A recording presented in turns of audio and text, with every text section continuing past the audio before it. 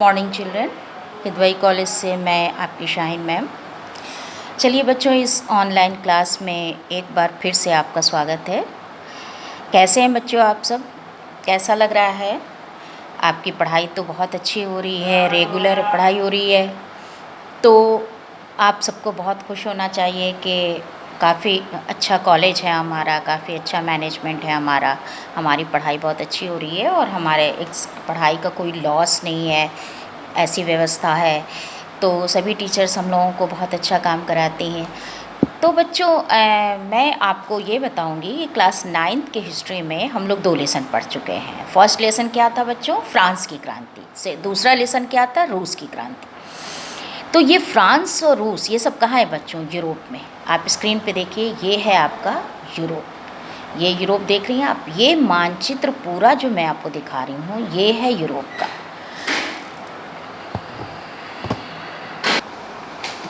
तो बच्चों, ये मैं आपको बता रही थी कि ये है यूरोप और ये है हमारा पूरा रूस है, फ्रांस है, इटली है और जर्मनी है, स्पेन है।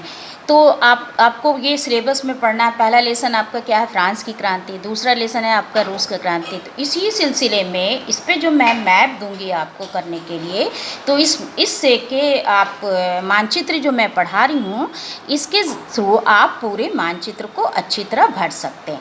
चलिए आपको मैं वर्ल्ड का भी मैप दिखला देती हूँ। ये देखिए आप वर्ल्ड का मैप। ये है, देखिए सबसे तरफ उत्तरी अमेरिका, ये आप देख रही हैं उत्तरी अमेरिका।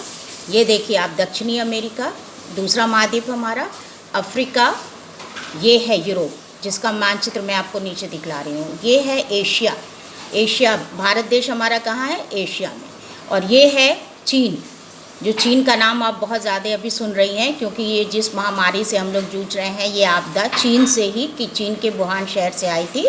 तो चीन से ये पूरे वर्ल्ड में फैली। ये देखिए संयुक्त राज्य अमेरिका, आप इसका बहुत नाम सुन रही हैं कि अमेरिका में बहुत केस हो गया, काफ़ी लोग मरे। तो इस तरह से यूरोप में आप सुन रही हैं कि यूरोप में इस महामारी से काफ़ी लोग मरे। आप फ्रांस का नाम सुन रही हैं, आप इटली का नाम सुन रही हैं, आप स्पेन का नाम सुन रही हैं। तो ये सारे देश कहाँ हैं बच्चों? यूरोप महाद्वीप में। विश्व में कितने महाद्वीप हैं? 7। ये आप पहले भी कई बार पढ़ चुकी हैं, आपको भूलना नहीं चाहिए। ये हमारा ऑस्ट्रेलिया है। ऑस्ट्रेलिया ये महाद्वीप है और ये अंटार्कटिका। तो इस तरह से ये आपका वर्ल्ड का पूरा मैप है। ये आपका वर्ल्ड का मैप भी मैं आपको दिखा रही हूँ कि इसके ज़रिए आपको पता चल जाएगा। ये तो आपको उत्तरी ध्रुव पता है, नीचे का दक्षिणी ध्रुव है। तो ये आपको जो दिख रहा है ग्रीनलैंड है, जहाँ पूरी बर्फ़ रहती है। और ये सारे क्या है? ये सारे महासागर हैं। आपको पता है बहुत अच्छी तरह कि ये सारे महासागर हैं।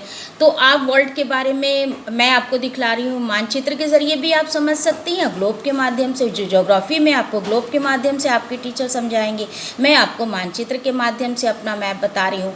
तो आपको मानचित्र कार एग्ज़ाम में आता है और जो भी लेसन मैं पढ़ा रही हूँ, अगर फ्रांस है तो फ्रांस से भी आएगा, रूस है तो रूस से भी आएगा। तो जो मानचित्र आपको आएगा वो मैं आपको यूरोप से मैं पूरा आपको बता रही हूँ कि यूरोप से आपको मानचित्र एग्ज़ाम में आएगा। तो इसलिए ये आपने सारे महाद्वीप को देख लिया, ऑस्ट्रेलिया भी देख लिया आपने, दक्षिणी अमेरिका भी देख लिया, अफ्रीका भी देख लिया।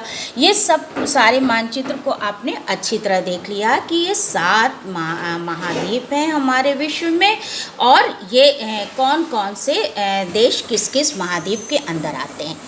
और भारत बहुत अच्छी तरह से, फिर से मैं आपको नज़दीक से भारत, देखिए ये है हमारा भारत। ये देखिए ये भारत का नक्शा है, ये देख रही हैं आप। और ये पूरा क्या है? पानी।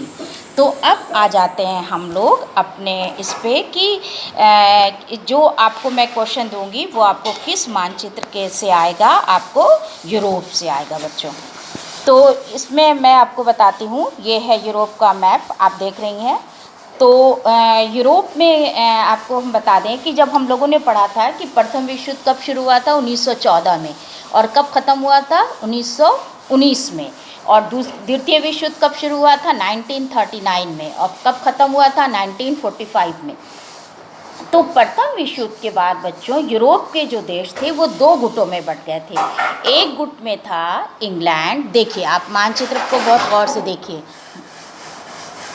बहुत देखिए गौर से देखिए आप। ये है इंग्लैंड और ये है आप फ्रांस, ये है जर्मनी ये है इटली। अब यहाँ गौर से देखिए, क्योंकि जो पहले दिखला चुकी हूँ वहाँ छोटा था। ये है स्पेन, ये है पुर्तगाल, ये है पोलैंड, और ये है पूरा रूस। रूस की क्रांति आपने पढ़ा है ना, फ्रांस की क्रांति पढ़ा है, ये देखिए फ्रांस है, फिर ये आपने रूस की क्रांति पढ़ा है।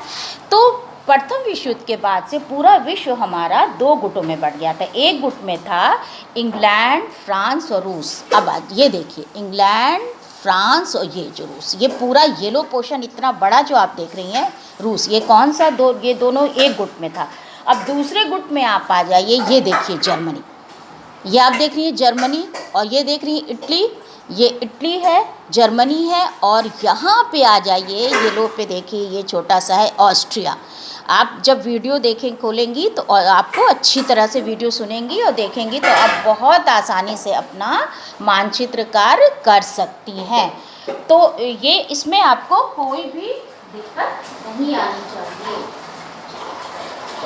तो चलिए हम आपको फिर आगे बढ़ते हैं इसी सिलसिले में कि प्रथम विश्व युद्ध होने के बाद से जो बच्चों क्या हुआ था, बहुत ज़्यादा धन जन की हानि हुई थी। युद्ध में अनुमान लगाया जाता है कि 17 लाख सैनिक मारे गए थे, 5 लाख के लगभग लोग घायल हुए थे और 20 लाख बंदी बना लिए गए थे। तो ऐसे सिलसिले में, ऐसे के बाद से जो रूस में जो हालात थे, रूस में और फ्रांस में, ब्रिटेन में, तो वो विश्व के लिए बहुत बड़ी एक आपदा थी उसके लिए। तो अब तो ये जानना ज़रूरी है हमारे लिए कि कौन कौन से देश शामिल थे। जैसे मैंने आपको क्वेश्चन दे दिया, केंद्रीय शक्तियाँ कौन सी हैं, तो आप बताएंगे उसका आंसर क्या होगा। Germany, Austria, Hungary. आप देख रही हैं ये है जर्मनी, ऑस्ट्रिया, हंगरी, इटली। और उसके बाद मैं आपको दे दूँगी मित्र राष्ट्रों का नाम बताइए। आप लिख देंगे इंग्लैंड, फ्रांस और रूस लिख देंगे।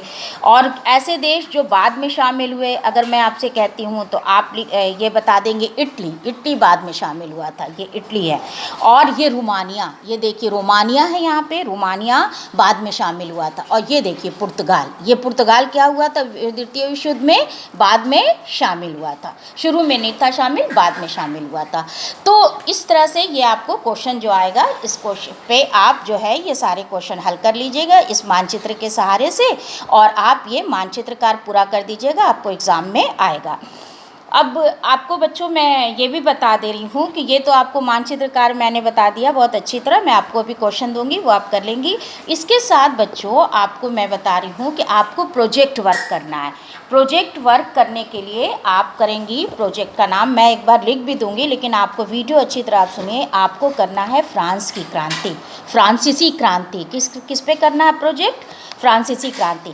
तो फ्रांसीसी क्रांति में जितने पॉइंट्स हमने बनाए हैं उसको शॉर्ट में बच्चों आप लिखिएगा, लेकिन आप उसमें उसका जिक्र ज़रूर करेंगी। फ्रांस के मैप को ज़रूर लगाएंगी आप उसमें बना हुआ है, आप उसकी सारी जो फ़ोटो है आपको आसानी से मार्केट में मिल जाएगी।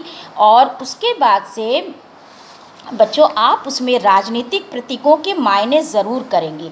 मैं आपको प्रोजेक्ट के लिए एक बार दिखा देती हूँ बच्चों। चलिए ये देखिए आप, ये क्या है, राजनीतिक प्रतीकों के मायने। और ये देखिए पूरा ये आप फ़ोटो भी बनाइएगा, और आप इस फ़ोटो भी ऐसे करके ये सारी लिखेंगी। आप ये फ़ोटो बनाएंगे, ये फ़ोटो बनाएंगे, ये फ़ोटो बनाएंगे, ये फ़ोटो बनाएंगे। उसी तरह से आप इधर देखिए ये करिएगा और इसके फ़ोटो बनाएंगी। और उसके बाद से